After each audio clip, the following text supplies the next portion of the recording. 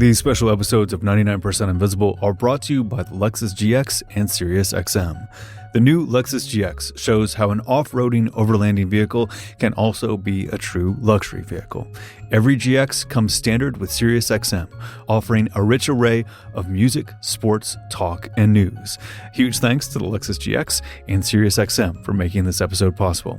Later, we'll meet up with a special guest, SiriusXM host Rich Davis, and experience the GX firsthand. So stay tuned. To learn more about the GX, visit lexus.com/GX, and with every purchase, you'll get 3 months of SiriusXM free. The all-new Lexus GX. Live up to it.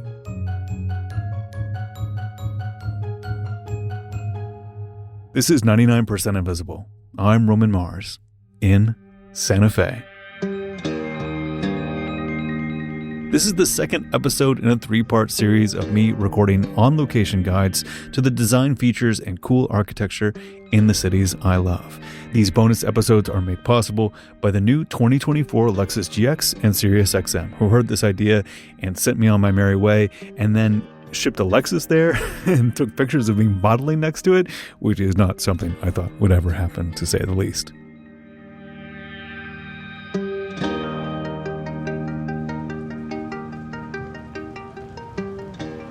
So over the past few years, we have fallen in love with the city of Santa Fe, New Mexico. I mean me and Joy. Hey, Joy. Hi there. So we've been to Santa Fe many times together, and we've learned about its history together. So a lot of this might be a little bit remedial and mansplaining, but. So. What do you mean mansplaining? Well, I mean hey, I'm not falling for that.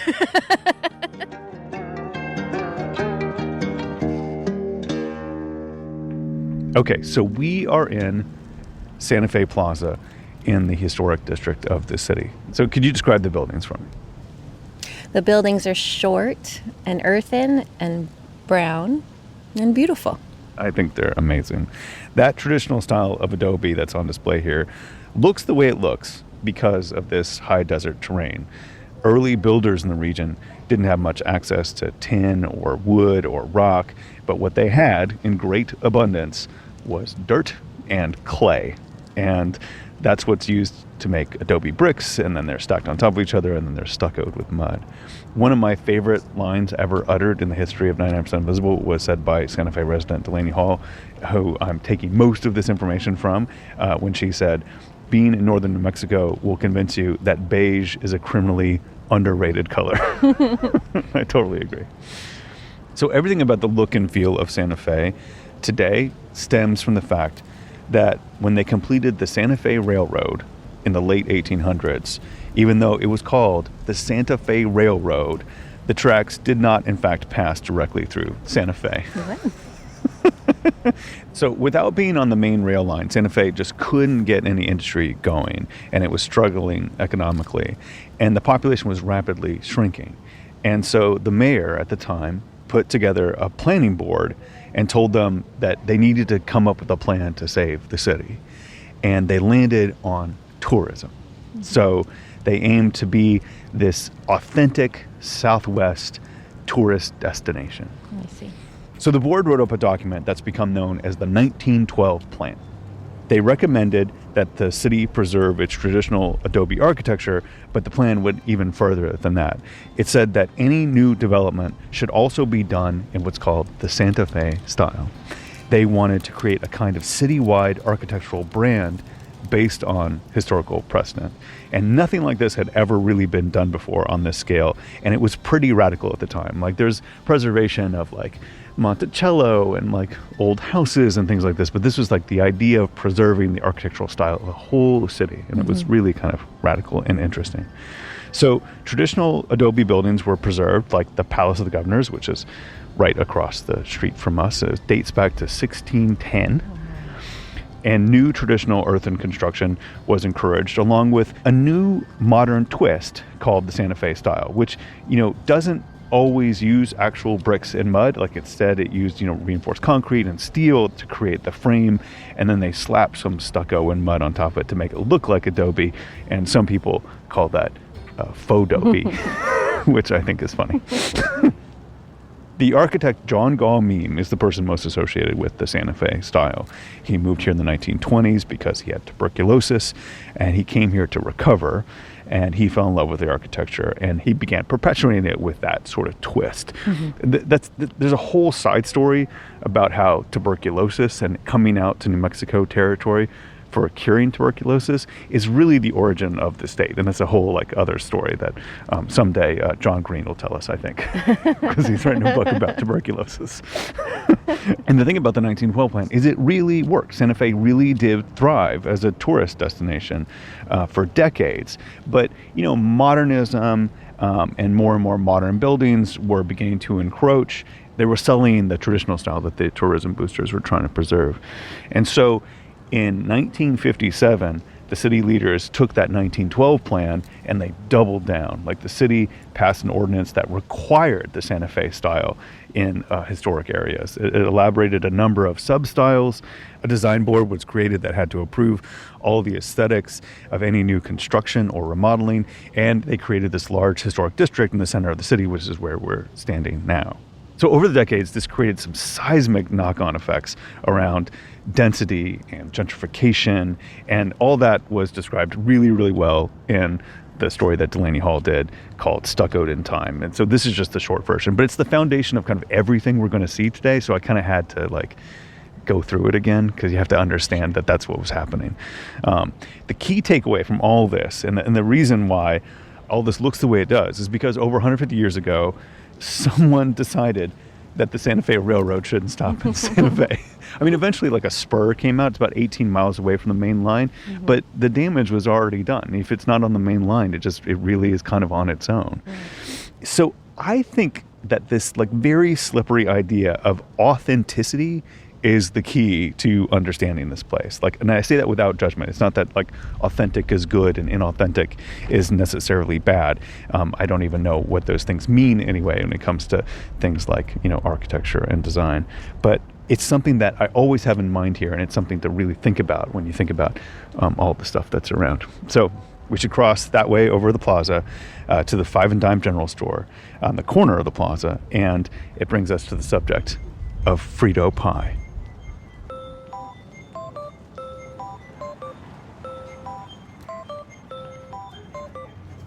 So can you describe Frito pie? Yes, I love Frito pie. You have Frito chips, and it's topped with some chili and some diced raw onions, and you eat it with a spoon, and you eat it directly out of the bag.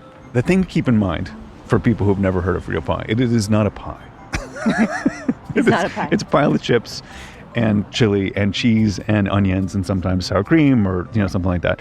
But the great innovation, what I think is particularly cool, is that it's served inside of a bag of Fritos. It's pretty cool. Yeah. The reason we're talking about Frito pie is that you'll find Frito pie on a lot of menus around Santa Fe, but according to some, Frito pie was invented in this location, the Five and Dime, by a woman named Teresa Hernandez, who worked at the lunch counter here when it was a Woolworths in the 1960s. So it is no longer a Woolworths, but they do still manage to have a small lunch counter, which in and of itself seems like a miracle, and they still serve Frito pie. Now, this history of the Frito pie does not comport with the official history from the Frito-Lay Company of Texas, okay? And they say that Daisy Dean Doolin, the original fryer of Fritos, the inventor of Fritos, and the mother of Elmer Doolin, the founder of Frito-Lay, is the true inventor of Frito pie. She's the first person to put chili on top of Fritos and add cheese and onions and stuff and eat it with a spoon. But I do think that Teresa Hernandez is given credit for eating it out of the bag, which I think is a real leap forward. Yeah, for sure.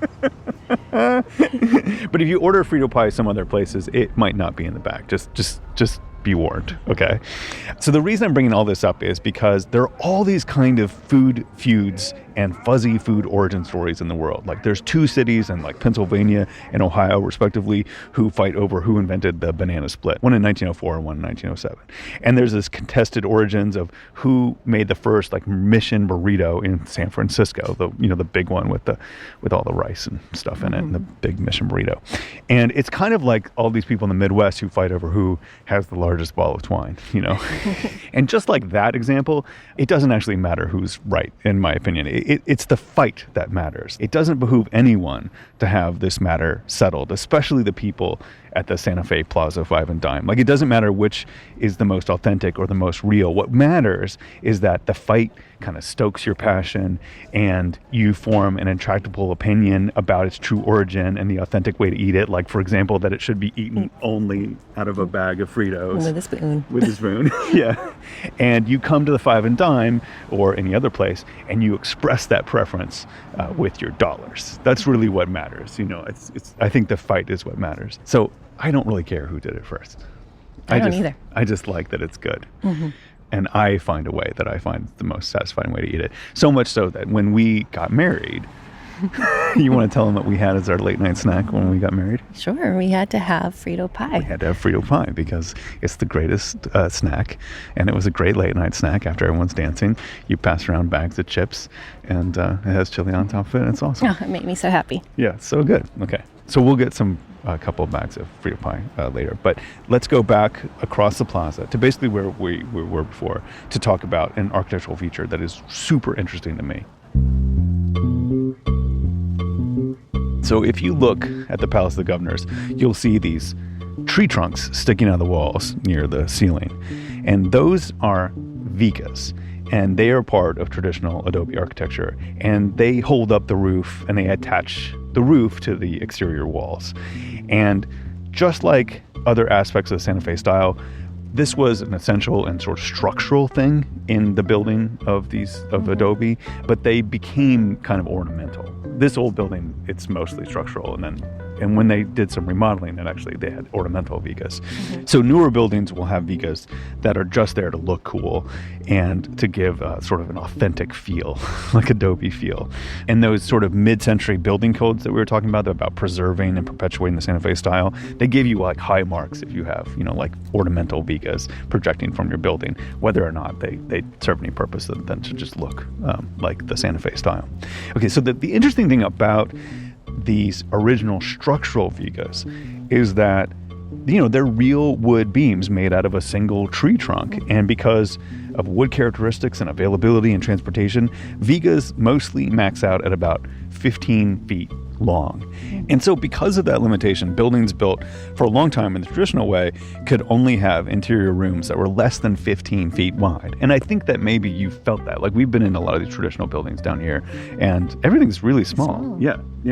Even if you build a little taller, like a mission church or something like that, that central room, that whatever you call it, like where you pray, the pews and stuff. Uh-huh. Yeah. I'm not very familiar. I don't go to church. But even those are not all that wide. They're tall, but they're not all that wide. And we've been to some of the mission churches here, and they're, again, right, pretty narrow. And I think that sort of that size limitation that the Vigas sort of necessitated meant that you kind of can fall in love. Like, the scale of it feels like human scale, and it's meant to be interacted with in that way. And you can just really put your arms around this place. So one of the people who really put his arms around this place was J. Robert Oppenheimer, the father of the atomic bomb. So here's a little segue for you. So when he was young, he said, "My two great loves are physics and New Mexico. It's a pity they can't be combined." And when he was put in charge of the Manhattan Project, he finally got to combine them.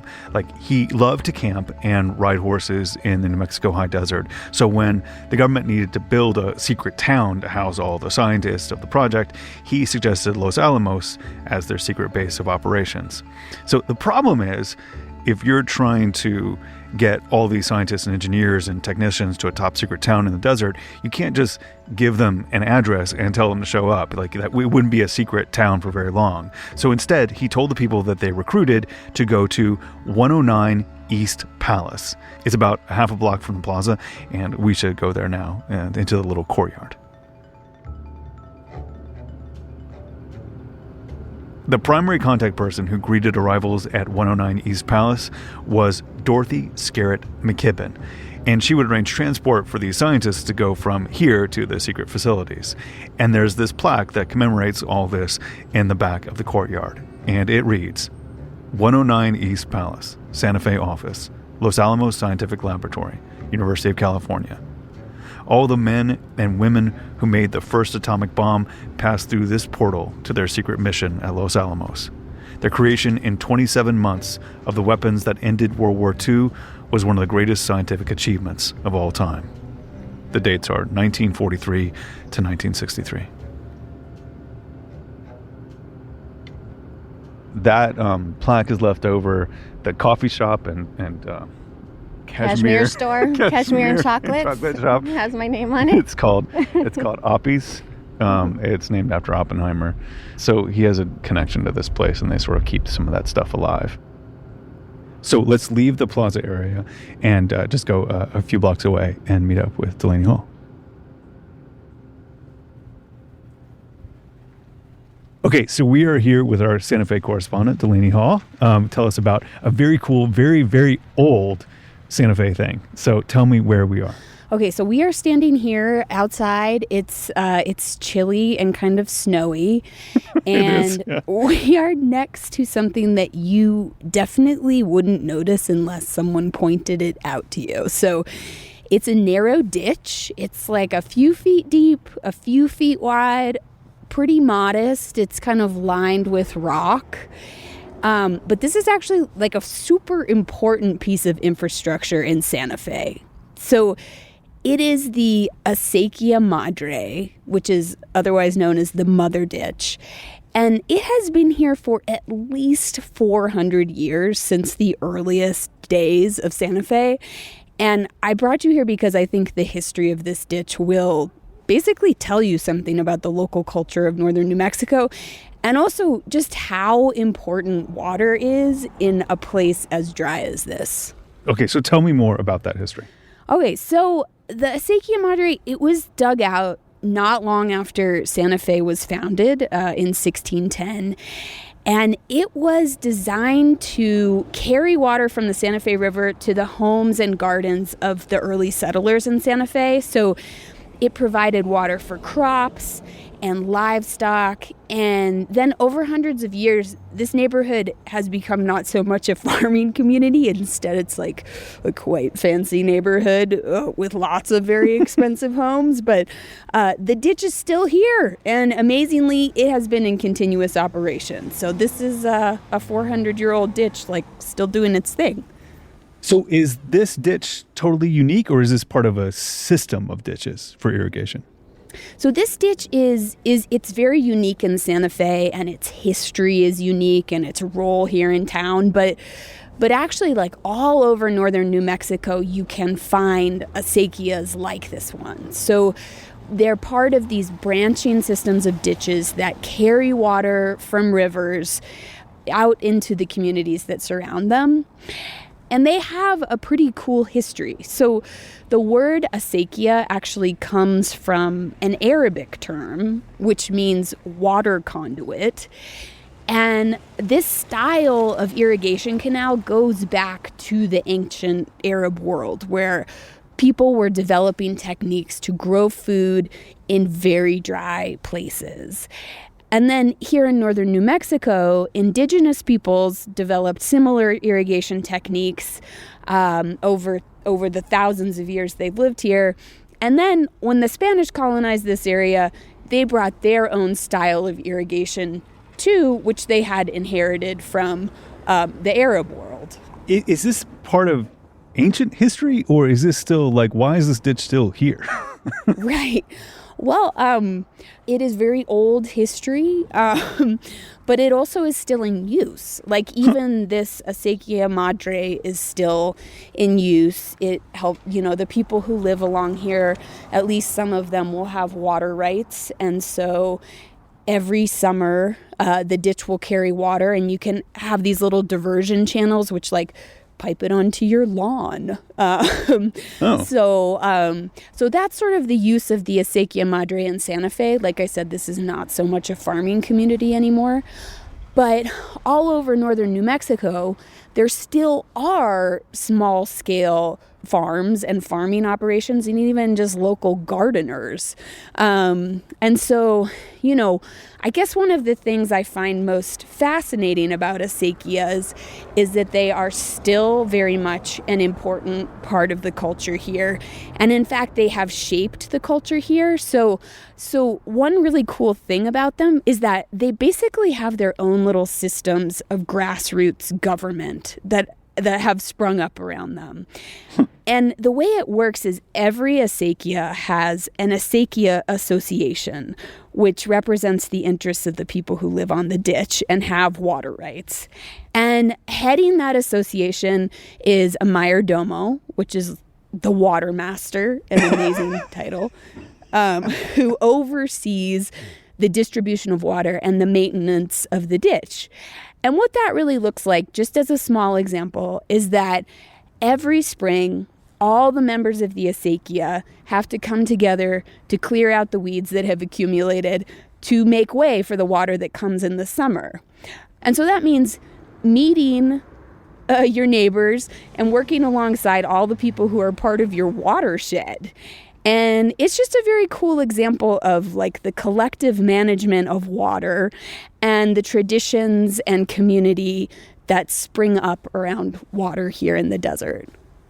Oh, that is so cool. I love the idea that they have like an adopt the highway system, but it's about connected to watershed. So, like, because the real connection points, the real like resource that you're dealing with is water. Yeah. And so like knowing like who's upstream of you is like so cool. And you all have to come together to maintain that channel that brings the water to all of you. It's really a neat system here. Well, that is so cool, Delaney. Thank you so much for bringing us here. That's awesome. Absolutely. You're welcome.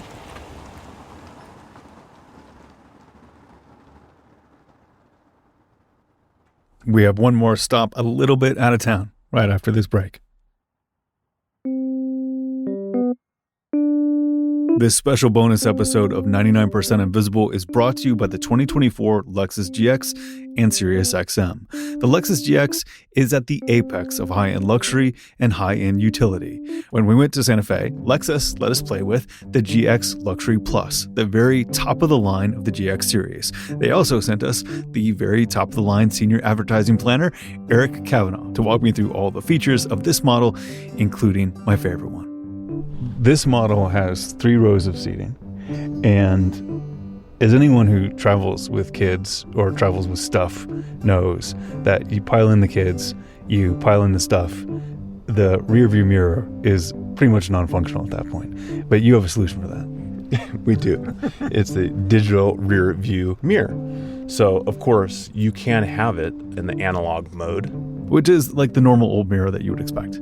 but just with a flip of that switch, it now converts it to the digital rear view mirror. Which turns the rearview mirror into a high-def screen that is connected to a high-def camera that is mounted to the outside of the rear window glass. That's going to give you an unobstructed view of your surroundings. As a person who drives around a bunch of kids with a bunch of stuff, I cannot tell you how useful that feature is to me. The 2024 Lexus GX Luxury Plus is perfectly suited to taking a bunch of people on the road, where everyone can see in all directions, including the sky, because the massive panoramic roof, and really experience the world in extreme comfort and style. That is the experience of being in the Lexus GX Luxury Plus. And when you're driving a bunch of people around who sometimes do not want to talk to me, even though I'm super interesting with fun facts and things, and don't want to play road trip games and have very disparate musical tastes, I recommend turning on SiriusXM, where one of the most charming people I've ever talked to will entertain people with 20 years of pop music. I'm Rich Davis. I work at SiriusXM. I'm a host on Pop 2K, The Pulse, and Hits 1. And so what made you gravitate towards pop music? You've been at SiriusXM for a long time. So why was this the area that you became centered on? Pop radio, I always just felt was just so locked in. I know people are in rock and hip hop and country. I just feel like pop music, you're just sort of always in the loop. I enjoy mainstream stuff. Some people don't. I like living in the mainstream. So Pop 2K is music from 2000 to 2009, which is current to me, but oldies to my children. But tell me what's going on with Hits One. What I love about Hits One is I like hearing these new artists come up, and I sort of take pride in knowing that, like, Ed Sheeran was a brand new artist. I met him before he was not doing anything. I remember Taylor Swift, me being one of her first interviews when she went mainstream from country to pop. Wow. I love seeing someone go from playing small little clubs to, holy crap, they're playing big venues now. I love to watch their hustle. Yeah. And since you've been there doing it for a little while, you have that perspective. You've seen this happen over and over and over again. What kind of spark do they have that makes you think, oh, like this kid, I feel it, that we're going to be talking about them in 20 years? It's hard to identify because there's some people that come in the room and you're like, wow, charisma, this person's a star. Yeah. One of the fun things about SiriusXM is that you're talking about all walks of life in one place. Like, I remember I was interviewing Henry Winkler, the Fonz. Yeah. And who walks by the studio, the glass window? Bruno Mars. And you see Bruno Mars saying, holy crap, it's Henry Winkler, the Fonz. I just sort of stepped back and I let them have a moment, and it was amazing.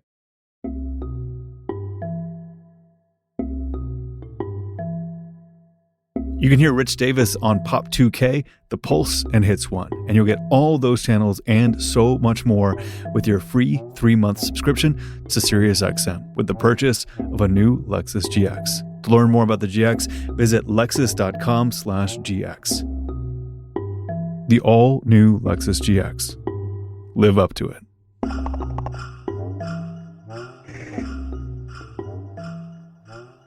So we are now a 15-minute drive north of downtown in the foothills of the Sangre de Cristo Mountains at one of the trailheads of the Dale Ball Trails. So, Dale Ball was a businessman who loved hiking. He came to Santa Fe kind of later in life, and he noticed there was all this brilliant and beautiful landscape, but people didn't have the right to hike it. It was this mess of like public and private land, and so he founded the Santa Fe Conservation Trust to negotiate easements with property owners and purchase land for conservation, work with the city and county to donate land, all of that to build a 25-mile looping network of public trails over 1,150 acres that connect the National Forest to Santa Fe proper.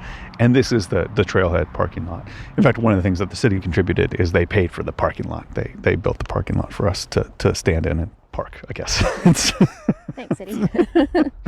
So his whole mission was to make the trails accessible to everyone who wanted to be outside enjoying New Mexico. And like, you know, when you come here, there's nothing quite like it, right? No, there really isn't. Like, you just want to be outside and looking at the sky. The color. Yeah. Yeah.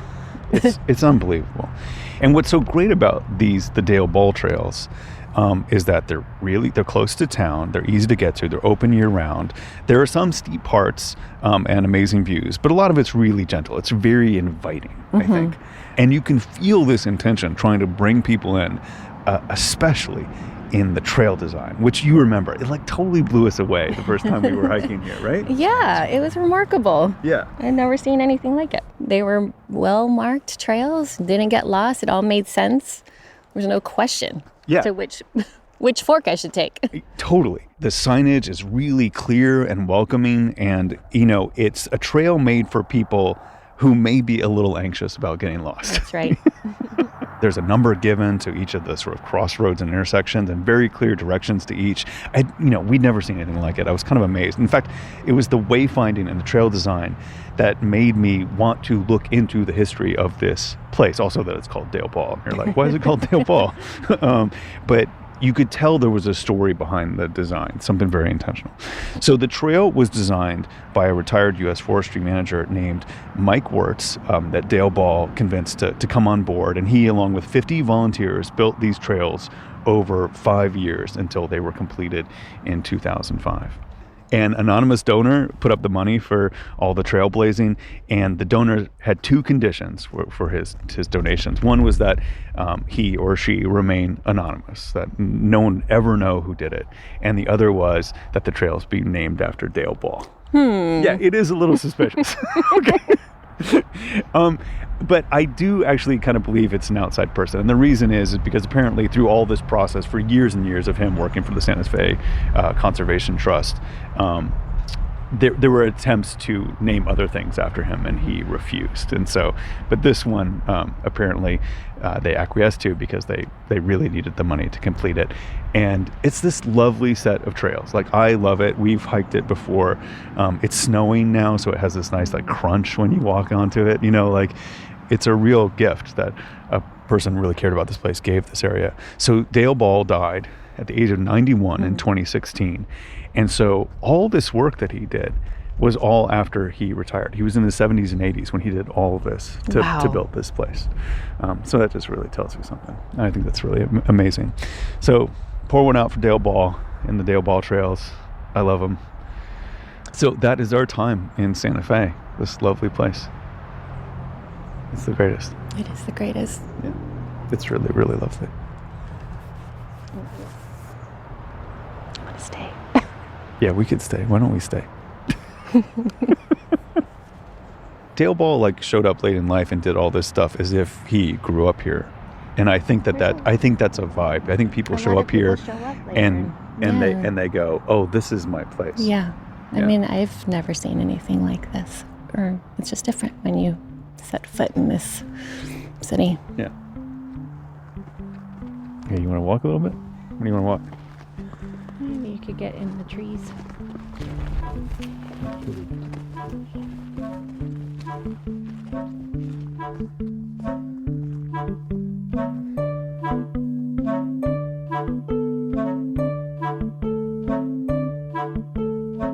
Thanks for joining us for this special Santa Fe episode of 99% Invisible, brought to you by the Lexus GX and SiriusXM. And thanks to Eric Kavanaugh, Rich Davis, and Joy Uson for being my special guests. The new Lexus GX showcases how aesthetic appeal complements utility, proving luxury and capability can coexist.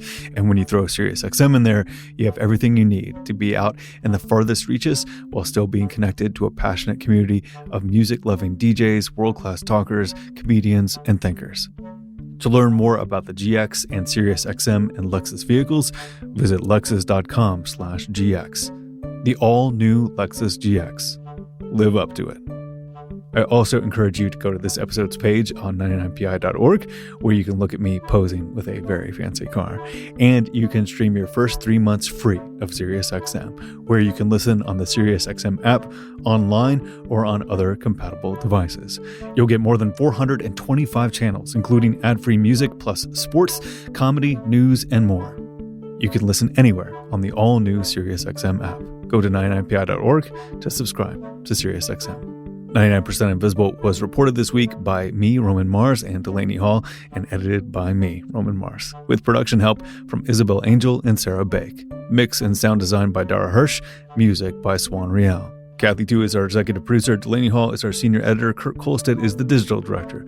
The rest of the team includes Chris Berube, Jason DeLeon, Vivian Lay, Lasha Madon, Christopher Johnson, Martine Gonzalez, Joe Rosenberg, Gabriella Gladney, Nina Patak, Kelly Prime, and Jacob Maldonado Medina. The 99% Invisible logo was created by Stephen Lawrence. Special thanks this week to the Randall Davey Audubon Center and Sanctuary. We are part of the Stitcher and SiriusXM podcast family, now headquartered 6 blocks north in the Pandora building in beautiful Uptown, Oakland, California. Our headquarters online is 99pi.org.